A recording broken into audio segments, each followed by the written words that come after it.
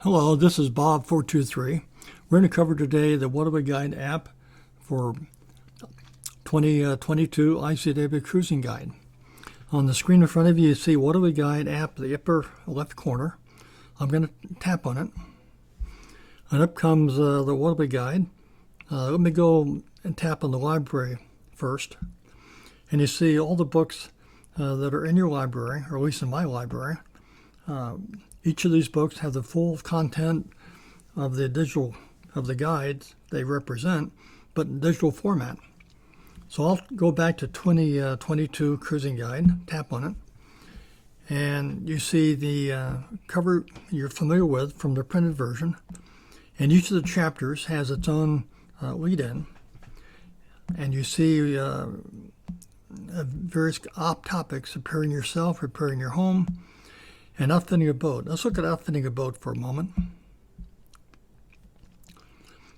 And you see what's recommended, at least by me, but the advantage being that you've accessed all the links. In the middle of this page, you see Practical Sailor ran another series of tests on anchors. Let's click on that and see what we have. Here's the anchor resetting test. And within the anchor resetting test, they even referred to other tests that they did. See the 2001 veer test.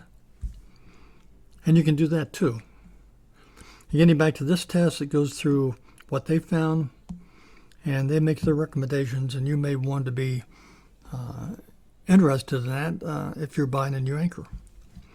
And going down the list, all of the recommendations come with a link. For example, if you're buying a prop, you might be interested in the propeller test performed by Yachting Magazine. And they tested a variety of props, and all the data you see is in the list. And the advantage being that you now have access to this right out of the Waterway Guide app, out of my app that's entered in that. Let's back up a moment and look at my lovely wife gives her view on cooking for a cruising sailor. Same format cruising covers some ideas about what do you do, where are the sources of information you may get. And by the way, you get a 25% discount on Aqua Map electronic charts for the first time through this book or guide. And it covers all the major apps that I use, including, for example, Predict Wind, which is one of my favorite, and so forth. Backing up a moment, it covers basic knowledge on the ICW that everybody should know when first starting out, but also covers what we call ICW University. What are Bob423 tracks? Explains in detail what they are, how to use them. Look at a deep dive in Aqua Map. Here you see a screenshot of Aqua Map as it appears on a tablet. And one advantage of the tablet form, if you tap the screen, you get an expanded version of it in case any part of it may be difficult to see. And goes through and explains what each of those icons mean along the edge of the screen and how to use them, which could be very useful to somebody using Aqua Map for the first time. It also includes a description of the weather elements that are available, including a Coast Guard. Did you know the Coast Guard weather prediction that's given over the VHF radio is embedded right inside Aqua Map? You tap on it and up comes what it is they broadcast over VHF. Well, the problem is that you can read it at your leisure. You don't have to listen so intently to catch every little word or try to remember it. It's right there in front of you. And it's available only a tap away. And it's also handy to show in the Gulf currents for those transiting from Miami to the Bahamas or elsewhere, including currents such as Delaware Bay. Estuary currents, which is much more detail than what you get from the tidal NOAA stations. But backing up a moment, what else is available? There's all kinds of things maybe of interest. How do you have your navionics display converted into colors for depth? So you easily see what the most deepest water is. There's details on how to do that, as well as navigation rules and following a track or route, which I know we're all familiar with. But all this information is available at the tip of the finger tap in the app. How to ICW proof your engine. Max Parker's got 25 years of experience working with sailors and boaters on the ICW, and goes through to say, what do you look at when you look at an engine for the first time? It gives you a checklist.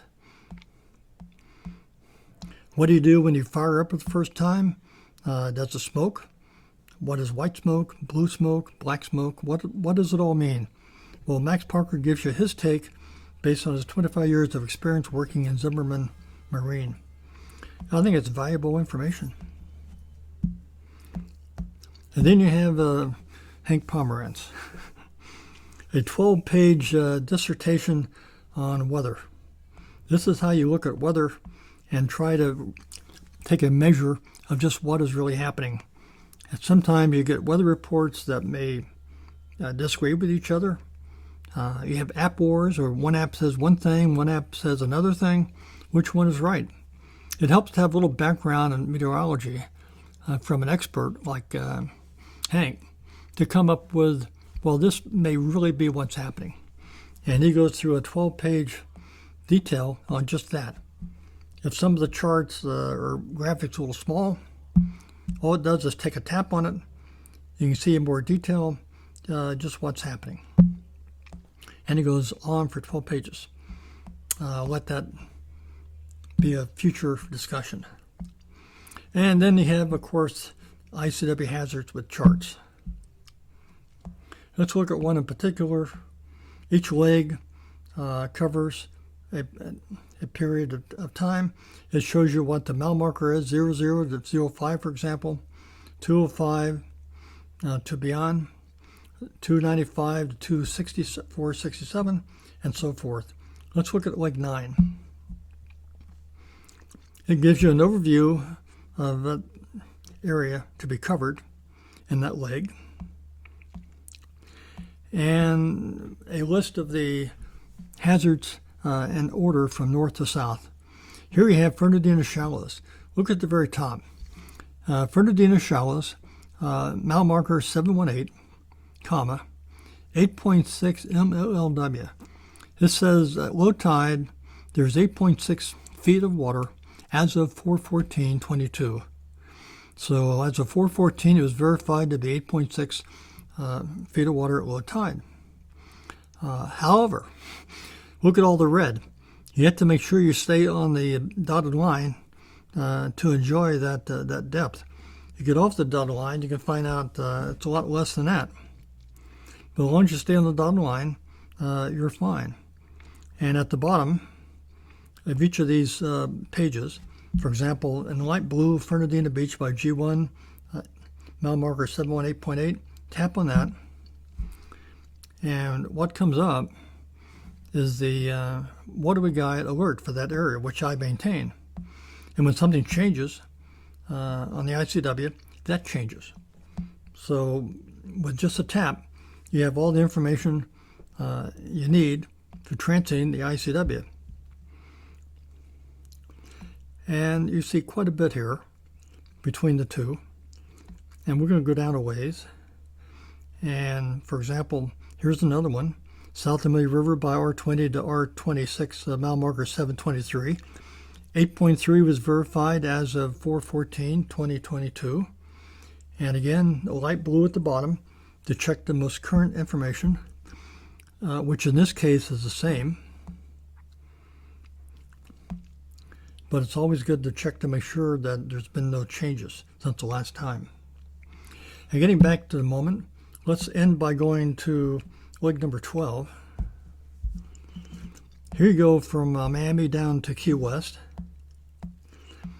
And there's one good passage between Angelfish Creek Angelfish Creek passage between the bay and the ocean. It carried 5.6 water at low tide as of 3/28, 2022, and that's an ICW blue dotted line Bob 423 track. And you show more detail here at the western side and at the eastern side, and exactly where the low water was seen, provided, of course, you stay on the blue dotted line. And it goes on and on about the same level. We're going to also look at Marina del Mar, Key Largo. Again, you have 5.3 mean low water, regardless of what the chart says. I think the chart says 3 feet. I went in and out of there 4 times and never saw less than 5.3. And that's on the blue dotted line. And a guy at the right there is Brett Roach, who helped fix my boat when I had a problem in Marina del Mar. Highly recommend him. And at the end of the day, we get down to Key West. You see going through Marathon. And Marathon or Key West can be expensive. What if you wanted to anchor out? Can you really do that? Well, I talked to the expert who used to live anchored out. And he's a dock master down at Key West, and he gave a detailed recommendation on just where to anchor and what the bottom conditions were and what type of ground tackle you needed by area. Invaluable information if you wanted to anchor out. And beyond that, we get down to Key West and what are the fun things to do. And so obviously I have my favorites, which I pass along, and some people may have other favorites, but I like things like Beal's Fish Wagon or Schooner Wharf and Bar, and so forth. So at any rate, going back to the library, you can buy the book through Waterway Guide. I'll give you a link in the text version of this video. And it's on your book. Be read by a iPad or smartphone. And one thing you may notice when you do that, upper left-hand corner is A through A. You can vary the text size. Maybe you want really big text sizes. That really big. Maybe bigger yet. We'll make it, see how big we can get it. Or you want it small. Okay, we'll make it small. Well, that's kind of a little bit too small. But anyway, you get the idea. You can vary the text size to whatever you want, because that's important, because different size screens may present a different format to look at when you're trying to read small print. So that's my video for the day. This is Bob 423. Thanks for listening.